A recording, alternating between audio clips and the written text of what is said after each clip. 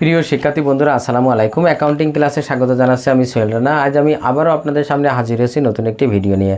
আমার আজকের ভিডিওর বিষয় হলো একাদশ ও দ্বাদশ শ্রেণীদের হিসাব বিজ্ঞান দ্বিতীয় পত্রের ষষ্ঠ অধ্যায় আর্থিক বিবরণী বিশ্লেষণ এই অধ্যায় থেকে। আর যে অঙ্কটি করাবো সেটি ঢাকা বোর্ডে 2025 সালে এসেছিল। তো চলুন বন্ধুরা আগে আমরা অঙ্কটি পড়ে আসি। নিশাত লিমিটেডের 2024 সালের 31 ডিসেম্বর তারিখে আর্থিক অবস্থার বিবরণী নিম্নরূপ। দেখেন, একদিকে সম্পদ আর একদিকে দায়সমূহ। সম্পদের মধ্যে আছে দেখেন আসবাবপত্র, প্রাপ্য হিসাব, অগ্রিম খরচ, মজুত পণ্য, নগদ তহবিল। আর দায়সমূহের মধ্যে আছে দেখেন শেয়ার মূলধন, 5% ঋণ, রক্ষিত আয় বিবরণী, প্রদেয় হিসাব। এবার দেখেন বিক্রিত পণ্যের ব্যয় 3,50,000 টাকা, প্রারম্ভিক মজুত পণ্য 30,000 টাকা। কতে বলা হয়েছে যে কোম্পানির বিনিয়োজিত মূলধনের পরিমাণ নির্ণয় করো। তো বিনিয়োজিত মূলধন বলতে বোঝায় কোম্পানির মোট সম্পদ থেকে ভুয়া সম্পদ থাকলে সেটা বাদ যাবে। তো এখানে ভুয়া সম্পদ নেই, মোট সম্পদ থেকে চলতি দায় বাদ দিলে বিনিয়োজিত মূলধনের পরিমাণ পাওয়া যাবে। তবে এটা দুইভাবে নির্ণয় করা যায়, তবে এখানে আমরা এটাই নির্ণয় করি। তো প্রথমে দেখেন ক, বিনিয়োজিত মূলধনের পরিমাণ নির্ণয়। বিনিয়োজিত মূলধন সমান দেখেন মোট সম্পদ মাইনাস চলতি দায়। তার মানে মোট সম্পদ থেকে চলতি দায় বাদ দিলে আমরা বিনিয়োজিত মূলধন পাবো। তো এখানে দেখেন মোট সম্পদ আছে 3,20,000 টাকা। তো আমরা এখানে লিখলাম 3,20,000 টাকা। তার থেকে আমাদের চলতি দায় বাদ যাবে। চলতি দায় বলতে যে সকল দায় 1 বছরের মধ্যে বা তার কম সময়ের মধ্যে পরিশোধিত হয়ে যাবে সেটাকেই মূলত চলতি দায় বলা হয়। তো এখানে একটাই চলতি দায় আছে, সেটা হলো প্রদেয় হিসাব, যেটা 30,000 টাকা। তাহলে আমরা এই 30,000 টাকা বাদ দেব। আর বাদ দিয়ে আমরা পেলাম হলো কত, 2,90,000 টাকা। 2,90,000 টাকা। তার মানে এইটাই হলো আমাদের বিনিয়োজিত মূলধন। এবার দেখেন খতে বলা হয়েছে যে মজুত আবর্তন অনুপাত নির্ণয় করো। তো আমরা দেখেন দুইটা জিনিস চেয়েছে, মজুত আবর্তন অনুপাত ও দায় মালিকানা অনুপাত। তো প্রথমে আমরা মজুত আবর্তন অনুপাতটা বের করি। মজুত আবর্তন অনুপাত। তো মজুত আবর্তনের অনুপাতের সূত্রটা কি? মজুত আবর্তন অনুপাতের সূত্র হলো বিক্রিত পণ্যের ব্যয় ভাগ গড় মজুত। তো এখানে দেখেন বিক্রিত পণ্যের ব্যয় আমাদের অঙ্কের মধ্যে দেওয়া আছে 3,50,000 টাকা। তাহলে আমরা ওই 3,50,000 টাকা আগে বসাই নিলাম। আর গড় মজুত বলতে বোঝায় প্রারম্ভিক মজুত যোগ সমাপনী মজুত ভাগ 2। তো এটা আপনি আলাদাভাবে বের করেও নিয়ে আসতে পারেন, আবার এখানে সরাসরি বের করেও দেখাতে পারেন।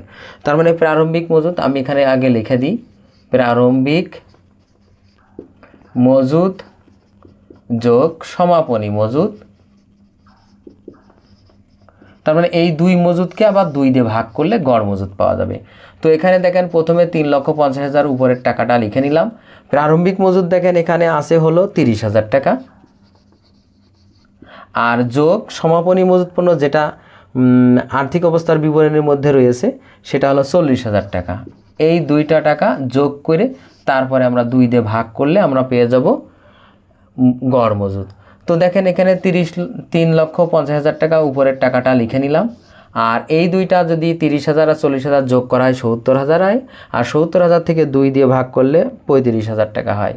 তাহলে এই 35,000 টাকা দিয়ে যদি আমরা এখন 3,50,000কে ভাগ করি তাহলে আমরা এখন পাবো হলো 10।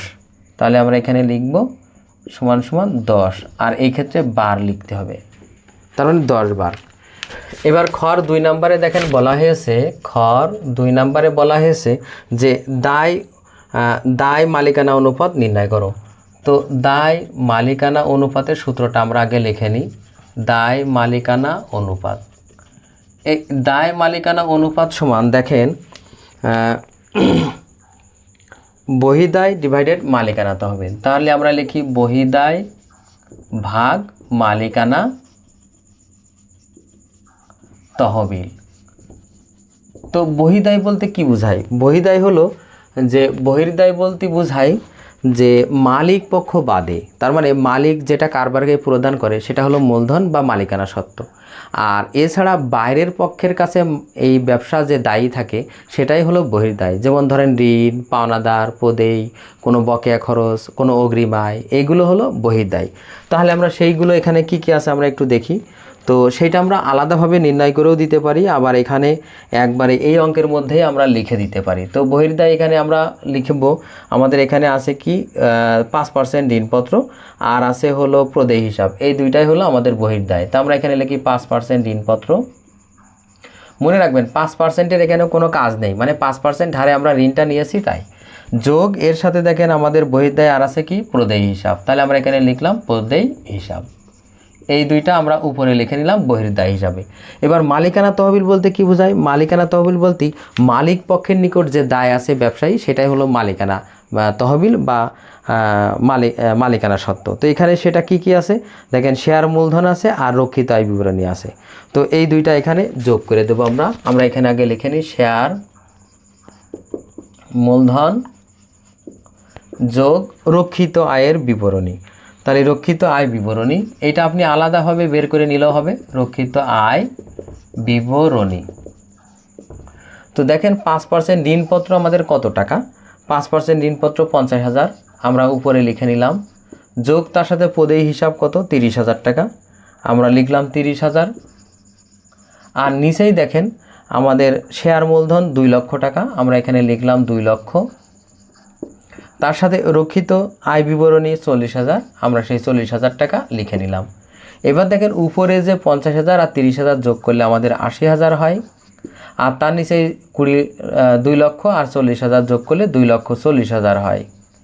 এবার দেখেন এই 80,000-কে 2,40,000 দিয়ে আমরা ভাগ করব, আর ভাগ করলে আমরা যেটা পাবো সেটা হলো 0.33, তার মানে এইটা ইস্টু আমাদের পরেরটা এক অংশ, তার মানে নিচেরটা 1 অংশ আর উপরেরটা হলো 0.33, তার মানে ভাগ করে যেটা পাবো সেটা হলো 0.33, আর পরেরটা লেখার জন্য 1 বসাই দিলেই হবে। মনে রাখবেন এইভাবে যখন ভাগ আকারে থাকে পরেরটা 1 অংশ আর ভাগ করে যেটা পাবো সেটা হলো উপরেরটার অংশ। তো এটাই ছিল আমাদের দায় মালিকানা অনুপাত। এবার গতে দেখেন বলা হয়েছে চলতি অনুপাত ও অগ্নি পরীক্ষা অনুপাত নির্ণয় করো। তো প্রথমে আমরা চলতি অনুপাত নির্ণয় করি, চলতি অনুপাত। এবার দেখেন চলতি অনুপাতের সূত্র কি? চলতি অনুপাতের সূত্র হলো চলতি সম্পদ ভাগ চলতি দায়, তার মানে চলতি সম্পদ ভাগ চলতি দায়। তো এখানে দেখেন চলতি সম্পদ কি কি আছে, মনে রাখবেন যে সকল সম্পদ 1 বছর বা তার নিচেই মানে কম সময়ের মধ্যে পরিশোধিত মানে আদায় হয়ে যায় সে সকল সম্পদকেই চলতি সম্পদ বলা হয়, মানে নিঃশেষ হয়ে যায়। তো এখানে আমাদের কি কি আছে চলতি সম্পদ দেখেন, আসবাবপত্র এটা দীর্ঘমেয়াদী মানে স্থায়ী সম্পদ, প্রাপ্য হিসাব এটা চলতি সম্পদ। তাহলে আমরা এখানে লিখলাম, দেখেন আমরা একবারে করি, এটা আপনি আলাদাভাবে বের করে নিয়ে আসলেও হবে, সাইডে বের করে দিলেও হবে। তো আমরা এই অঙ্কের সাথেই করি। তো প্রথমে আমাদের দেখেন চলতি সম্পদে আছে প্রাপ্য হিসাব, আমরা আগে আইটেমগুলো লিখে নিই, প্রাপ্য হিসাব যোগ, এরপরে আছে হলো অগ্রিম খরচ। মনে রাখবেন কোনো খরচ যদি অগ্রিম প্রদান করা হয় সেইটা হলো চলতি সম্পদ, তাহলে আমরা এখানে লিখব অগ্রিম খরচ। এরপরে আছে কি দেখেন, এরপরে আছে হলো মজুদ পণ্য, তো আমরা যোগ মজুদ পণ্য লিখলাম, সমাপনী মজুদ যেটা মানে আর্থিক অবস্থার বিবরণীর মধ্যে যেটা আছে। এবার দেখেন কি আছে নগদ তহবিল, নগদ তহবিল সর্বদা এটা চলতি সম্পদ। তো এর নিচেই দেখেন চলতি দায়, চলতি দায়ের মধ্যে কি আছে শুধুমাত্র প্রদেয় হিসাব আছে। তো প্রদেয় হিসাব কত 30,000 টাকা, তাহলে আমরা এখানে প্রদেয় হিসাব বলেই লিখি প্রদেয় হিসাব। এইবার আমরা টাকার অঙ্কটা বসাই দিই। প্রাপ্য হিসাবে দেখেন আমাদের আছে হলো 60,000, তো আমরা প্রথমে 60,000 লিখলাম। এরপরে দেখেন অগ্রিম খরচ আছে আমাদের 20,000, আমরা 20,000 টাকা লিখলাম। আর মজুদ পণ্য আছে আমাদের 40,000, আর নগদ তহবিল আছে আমাদের 50,000, আমরা এই টাকাগুলো লিখে নিলাম। আর প্রদেয় হিসাবে আমাদের আছে কত 30,000 টাকা। এবার দেখেন আমরা যোগ করে উপরেরটা যোগ করে আমরা পাচ্ছি হলো 1,70,000, তো আমরা লিখলাম 1,70,000 টাকা আর নিচেই 30,000। এবার দেখেন 1,70,000-কে যদি আমরা 30,000 দিয়ে ভাগ করি তাহলে আমরা পাচ্ছি 5.67, তার মানে ভাগ করে যেটা পাবো সেটা হলো আগেরটার অংশ আর পরেরটার জন্য আমরা 1 এটাই হলো আমাদের চলতি অনুপাত। তো এখানে চলতি অনুপাতের কোনো ব্যাখ্যা বা আদর্শ অনুপাত আমাদের কিছুই চাইনি, জাস্ট শুধু অনুপাত চেয়েছে, তাই আমরা এইভাবেই সিম্পলি অঙ্ক করছি। এবার দেখেন গড় 2 নাম্বারটা, গড় 2 নাম্বারের ক্ষেত্রে এখানে বলা হয়েছে যে অগ্নি পরীক্ষা অনুপাত। তাহলে আমরা এখানে লিখি অগ্নি পরীক্ষা অনুপাত। তো এই অগ্নি পরীক্ষা অনুপাতের ক্ষেত্রে আমাদের খেয়াল রাখতে হবে যে তড়িৎ সম্পদ ভাগ তড়িৎ দায়। তো তড়িৎ বলতে কি বোঝায় আমি বোঝাবো, তড়িৎ সম্পদ ভাগ তড়িৎ দায়। মনে রাখবেন চলতি সম্পদ নির্ণয় করতে আমাদের যে চলতি সম্পদগুলো ব্যবহার হয়েছে, মনে রাখবেন সেখানে শুধুমাত্র অগ্রিম খরচ আর এই যে মজুত পণ্য, এই দুইটা বাদ দিলেই আমরা তড়িৎ সম্পদ পাবো। তার মানে তড়িৎ সম্পদ নির্ণয়ের ক্ষেত্রে সমাপনী মজুত পণ্য এবং অগ্রিম কোনো খরচ থাকলে সেটা এখানে আসবে না। তাহলে আমরা যদি এখানেই যদি তড়িৎ সম্পদ নির্ণয় করি তাহলে প্রাপ্য হিসাব তারপরে নগদ তহবিল এই দুটা যোগ হবে। আবার যদি যেহেতু মোট সম্পদ বের করেছি চলতি সম্পদ মোট, সেইটা থেকে এই দুইটার টাকা বাদ দিয়েও করা যাবে। তা আমরা যেটা ইচ্ছা সেটা করতে পারি। আমরা এখানে আইটেমগুলোই লিখে দিই, একটা হলো প্রাপ্য হিসাব আর একটা হলো কি নগদ তহবিল। তার মানে এই দুইটা আইটেম মিলেই আমাদের তড়িৎ সম্পদ হবে এই অঙ্কের জন্য। তার মানে মজুত পণ্য আর অগ্রিম খরচ সেই দুইটা আসবে না, এখানে বাদ চলে যাবে। আর তড়িৎ দায়ের ক্ষেত্রে মনে রাখবেন চলতি দায় সাথে যদি চলতি দায় থাকে মোট অনেক আইটেম, তাহলে সেইগুলো শুধুমাত্র ব্যাংক জমাতিরিক্ত আসবে না। তো এখানে তো আর সেরকম নেই, সেই জন্য আমরা তড়িৎ দায় এখানে শুধুমাত্র এই পদে হিসাবটাই আসবে। তাই আমরা এখানে চলতি দায় যেটা পেয়েছিলাম ওইটাই আমরা এখানে তড়িৎ দায় হিসাবে ধরছি। তার মানে কত, তড়িৎ দায় বা চলতি দায় একই কথা। তাহলে আমরা এখানে 30,000 টাকা একবারে লিখতে পারি। যে সরি, আমি এখানে পদে হিসাবগুলো আগে লিখি, পরে টাকা লিখব। পদে হিসাব, তো এখানে দেখেন প্রাপ্য হিসাব আমাদের ছিল কত, প্রথমে 60,000, তার সাথে নগদ তহবিল ছিল কত আমাদের 50,000, আর চলতি দায় ছিল আমাদের পদে হিসাব কত 30,000 টাকা। এবার দেখেন এই 60,000 আর 50,000 যোগ করলে 1,10,000 হয়, আর তার সাথে 30,000 দিয়ে আমরা ভাগ করব। আর ভাগ করলে আমরা 1,10,000কে যদি 30,000 দিয়ে ভাগ করি তাহলে 3.67, আর পরেরটার জন্য =1। এটাই ছিল আমাদের গ প্রশ্নের উত্তর। তো ছাত্রছাত্রী বন্ধুরা, আজ এ পর্যন্তই। আমার ভিডিওটি কেমন হলো অবশ্যই কমেন্ট করে জানাবেন। যদি ভিডিওটি ভালো লেগে থাকে অবশ্যই ভিডিওতে একটি লাইক দেবেন। এছাড়াও অন্যান্য বন্ধুদের দেখার সুযোগ করার জন্য অবশ্যই ভিডিওটি শেয়ার করবেন। আর আমার চ্যানেলে আপনি নতুন হয়ে থাকলে অবশ্যই আমার চ্যানেলটি সাবস্ক্রাইব করবেন।